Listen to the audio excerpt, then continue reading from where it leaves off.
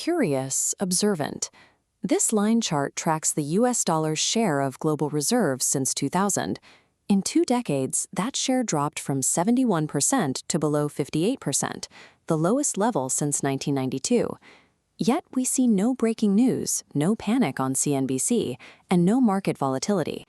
The shift is happening slowly and in the background.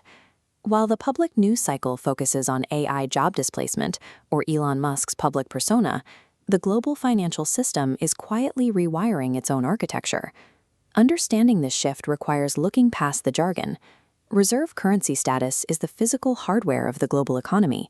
It is the system that requires every country to hold dollars to buy oil, to settle trade, or pay international debts. This arrangement functions as a massive financial advantage, allowing the United States to borrow capital at the lowest rates on Earth, simply because it owns the default network.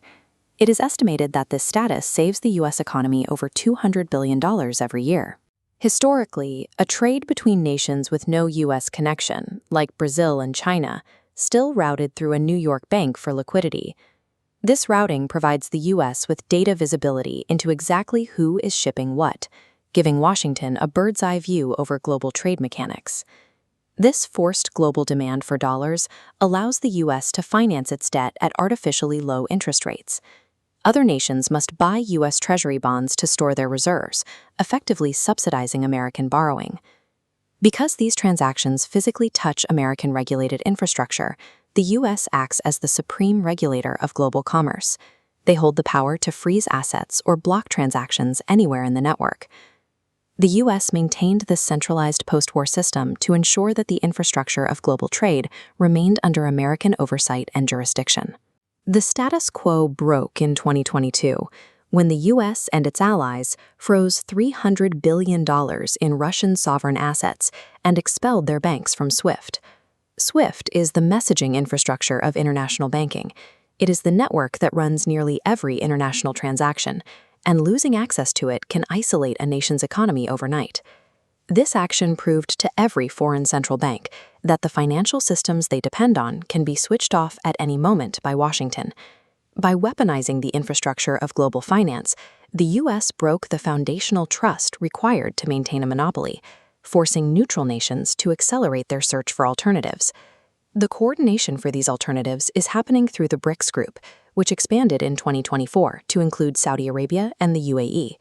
This bloc now represents over a quarter of the global economy and nearly half the world's population. They're building mBridge, a blockchain-based platform designed to let countries trade directly with each other. This architecture removes the need for correspondent banks in New York to facilitate transactions.